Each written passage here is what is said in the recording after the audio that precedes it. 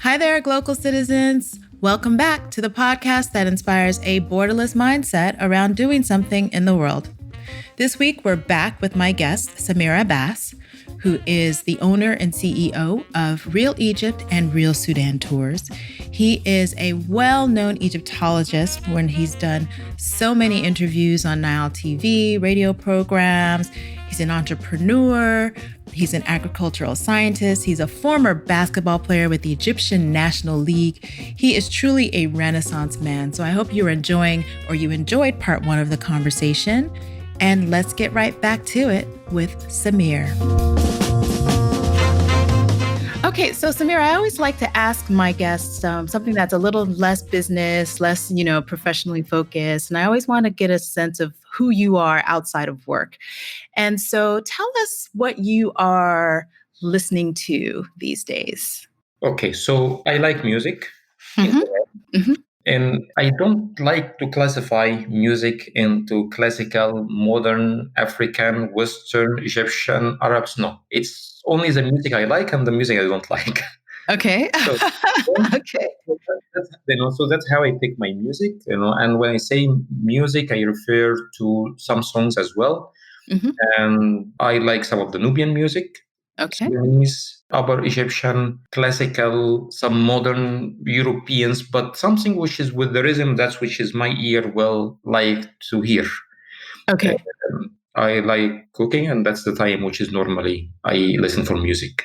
Oh, okay. Oh, so you're a cook. You like to cook. Yeah. Okay. I think in cooking is, in our world today, we have, there is limitations. There is lots of limitation, and to be innovative is not easy to make it to be innovative every day. So yes.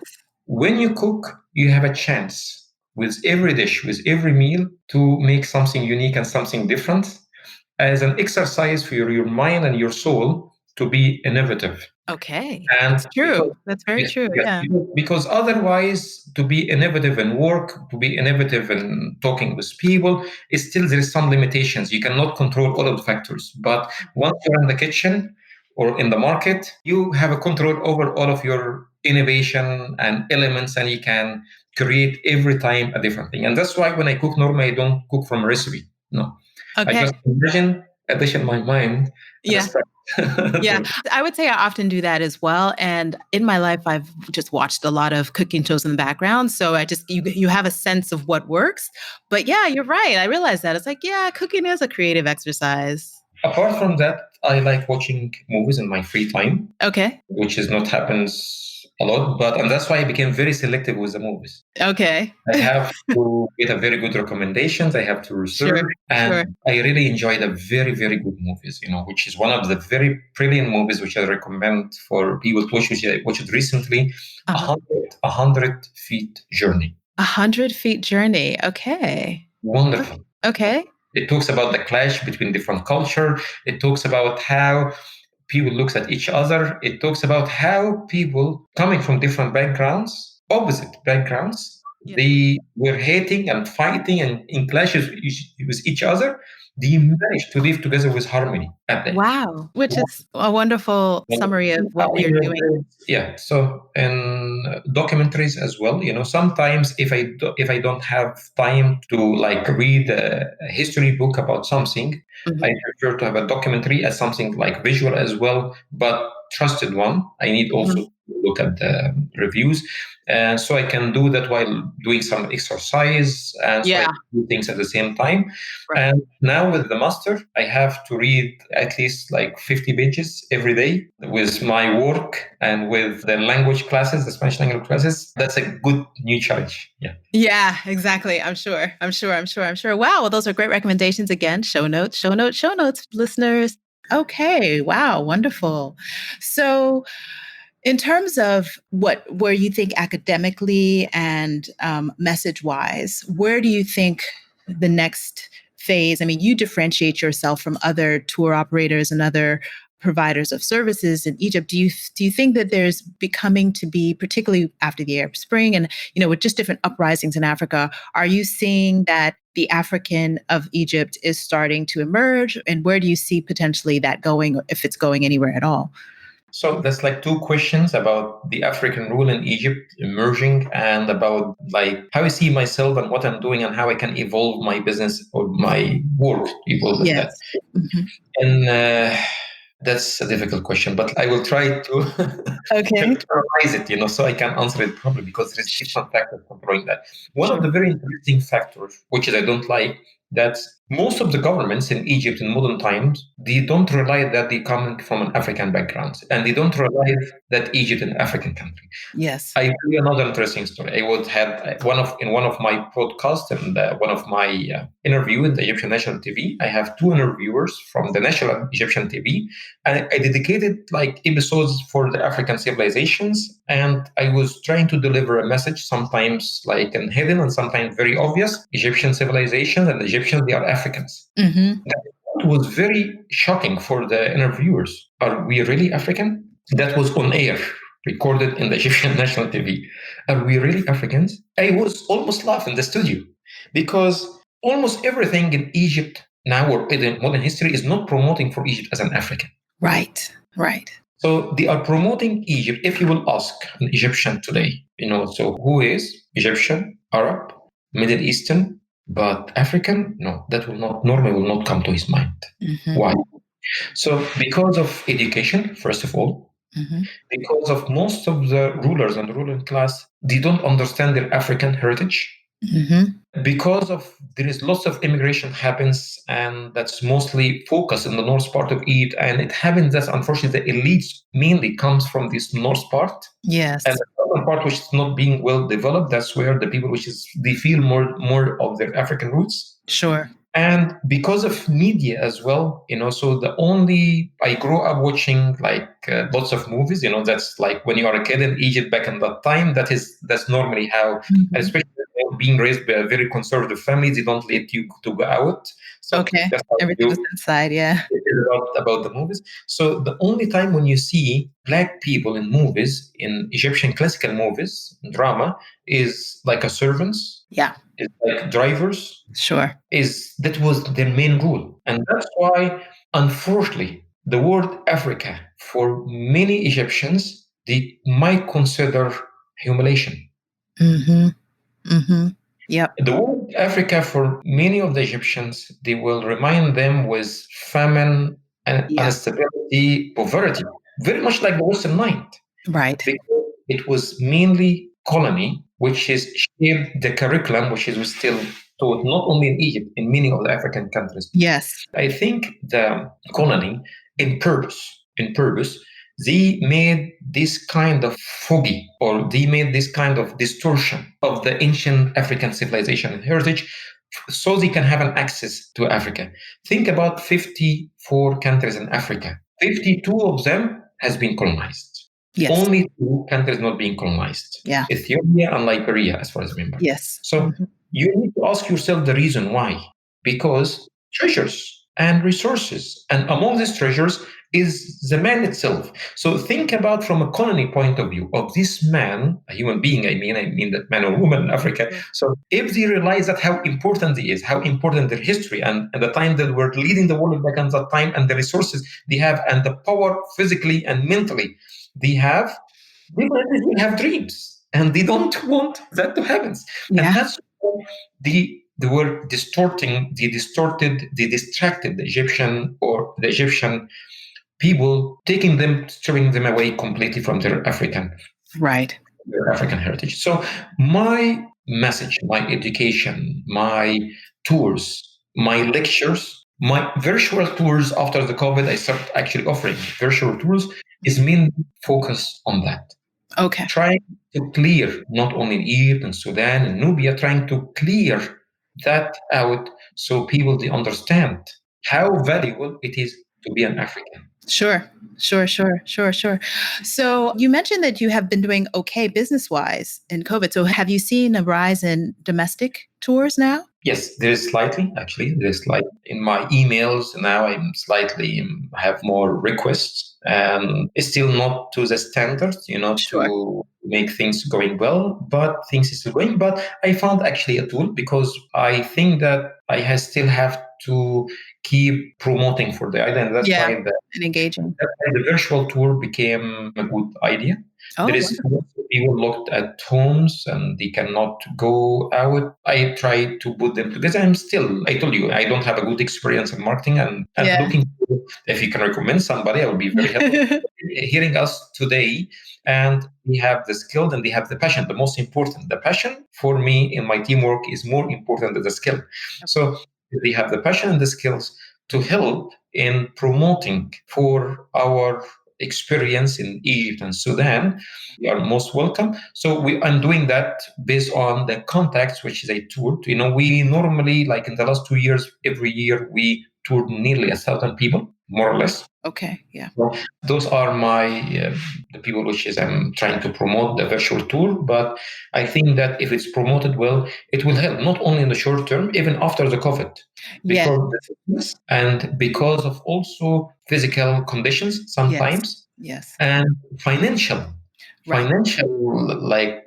problems, or financial reasons. People, they cannot book like a flight to go all the way to Egypt, and in the future I'm trying to put more like a group tours, because most of the tours so far was like individuals, but now I'm more into groups, small groups. I don't like groups more than 12 people, so I can personal communication stay well. And with having a groups of 12 to 15 people at maximum, that makes able to deliver the message and able to drop the price too. Right. Because the van, the bus, the guide, whatever, that will be divided between.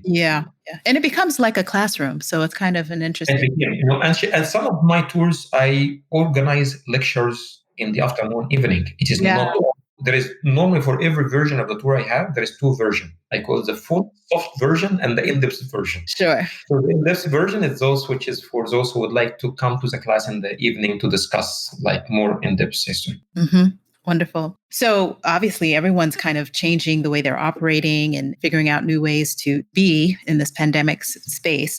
So now I want to move into my mindset hack question. And this is a question I ask all of my guests. What is your favorite or an innovative mindset hack? So this is something that you can imagine or something that you know of. And so it's really thinking about how you have set your mind in a way that is beneficial, positive, maybe a ritual or something that helps you to persevere. Thank you for this question, because I think that is the only weapon for any human being, which is nobody can take away from you.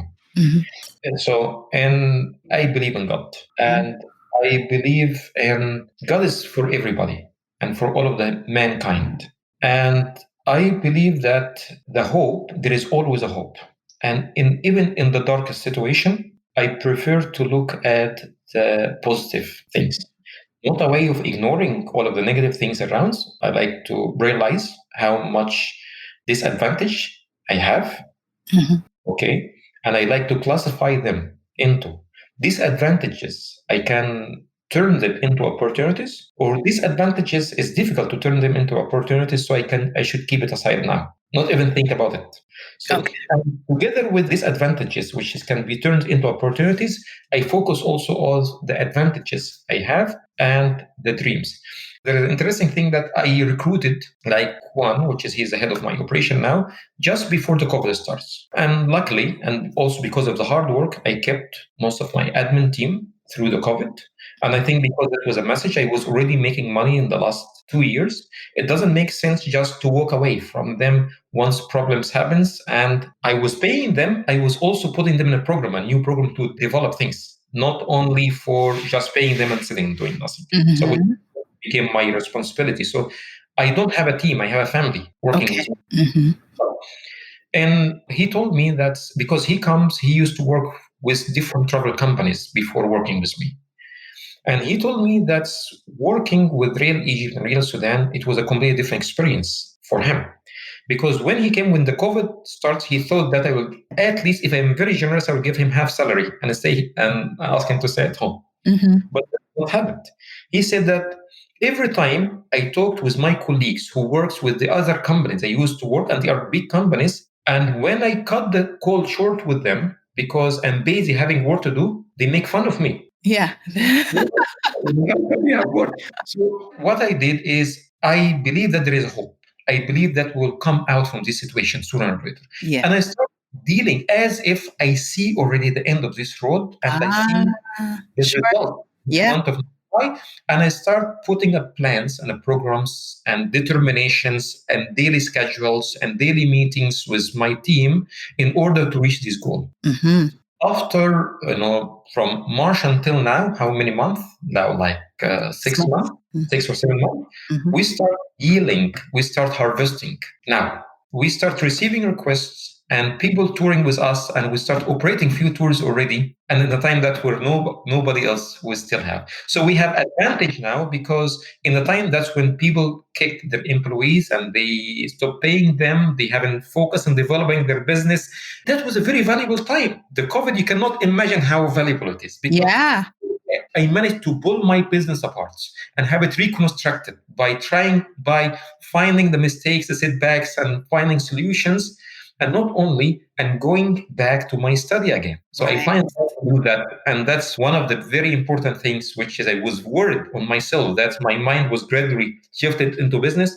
That's also another thing, which is a positive thing of COVID. Yeah, wonderful. That's a great. So focused on advantages and disadvantages in order to come up with a whole plan. Yeah, that's a great one. Wonderful. Wow. Well, Samir, this has been a wonderful conversation. I really appreciate the depth. And, at some point I would love to just get all into the history, because that's something that I really enjoy. And I probably will reach out to you, because my other life is creating content or my only life, not my New York life, but my Ghana life is creating content, educational and informational content, particularly focused on Africans and the diaspora and children. And so I read that you're working on a children's book or children's content. So I'd love to connect with you and really start working and fleshing out some of those tools, because I think that most people above the age of, 15, 16, 17, their mindset is what it is based on their environment about Africa. But children now have an opportunity to learn a new self, to really, and not to say that, you discovered your Africanness in your 20s, but really focusing on children, from 4, 5, 6 and above is really something that I am committed to and want to do to the highest order. That's one of my recipes, actually. Thanks actually for mentioning that, because if I will put a recipe for solutions to improve Africa, because in Africa we have almost everything we need. Yes. One of the very interesting facts about Africa, that in the peaks of the African civilization, there is hardly, or better to be more specific, hardly African country, they have an interest or agreed to take over another country in part of Africa, and like what happens to Africa. And even in the time, that's when they can do it for sure, and they can do it. They were not interested at all, because we have a lot, and the size of Africa, which is much bigger than the world map to the east. Exactly. The most important treasure of Africa. I'm not talking about resources, but I'm talking about the human being itself. The average age of the medium age of the African person is 19.7. Yeah. You cannot imagine how much you can do with that. Exactly. Like what I think that I travel extensively in Europe, and I liked like more than 17 countries. I've seen how European Union make a difference. Yes. Between the countries which became part of European Union and the countries which is still not outside of European Union. Not only, I'm not talking about the economy, I'm talking about people mindset. Yes. I hope for a similar experience for Africa.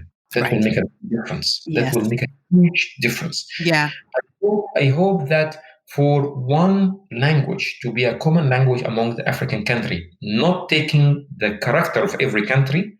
So as a second language, I hope that the African countries agree that on a second language to be taught for the kids in the school as a second language, because it will be very, very important. I hope that like now in Spain, I can hold my phone and I can call somebody in France and Holland and any place with no extra cost. I can drive my car, I can cross the border, and here and there, nobody will stop and questioning actually me, where I'm going and what I'm doing. And so I hope that happens in Africa as well. Yeah. cannot imagine how difficult, for example, for an Egyptian to go to Sudan. Yes, I know. It's Yes. extremely complicated. Yes. Even it's so difficult to go from West Africa to North Africa, to go oftentimes you have to go all the way to Europe to come back at the least cost. So yes. It doesn't make, if really. And on the top of that, to create this environment, I know that that's more like a dream. And I'm kind of I don't like to put like a sky as a limit, I don't like to make a limit for my dreams, but I think that freedom of speech and the freedom of choosing the choices, the leaders in Africa, that will create the dynamics to improve things around. Without that, it is difficult.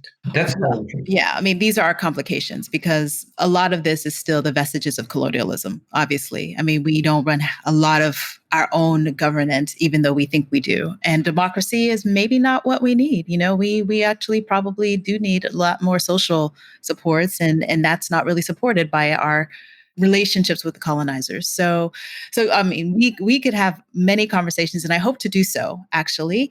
So as we sign off, are there any last words that you'd like to share with our listeners? I'm very proud to be like one of your guests today. I'm very proud and very happy to deliver these messages and to fulfill my passion about Africa in your podcast today, which is not happens when I talk about any other subject. Yes. With the same passion. And I would like to offer, like, for any time your audience would like to discuss a history of Africa from African perspective, be very happy to do that free for you and your guests. Wonderful. We're going to take you up on that for sure. And we can find you. You have a YouTube channel, tell us your YouTube channel. I called my YouTube channel History Reveals. History Reveals, which is a great YouTube channel. You can also find out more. You have a website? Yes, realegypt.com, realsudan.com, and personal website too, which is samirabbass.com. Right. So all of that will be in the show notes again. And again, we have really rich show notes, guys. Like, what I'm going to do is hopefully do a point to your website on the tour that you described, or I will have points that you described in the show notes, because all of that sounds so intriguing. And if you're planning a trip to Egypt, this is your tour company. Like, please, Egypt, Sudan, or Ethiopia. Yeah, we didn't even talk about Ethiopia, so we're definitely going to have you back. Don't worry. Wonderful country. Wonderful country. Yeah. Yes, and particularly as you mentioned, it's never been colonized, so that's a whole different kind of story and context. So, thank you so much, Samir. I really appreciate it. Okay, so that's all for this episode, Glocal Citizens. Thanks again for joining us. As always, you can catch us at www.glocalcitizenspod.com, Apple Podcasts, Google Podcasts, Spotify, Stitcher, Amazon Podcasts, pretty much everywhere you find podcasts. I always say it. So please subscribe, share, comment, and until next time, bye for now.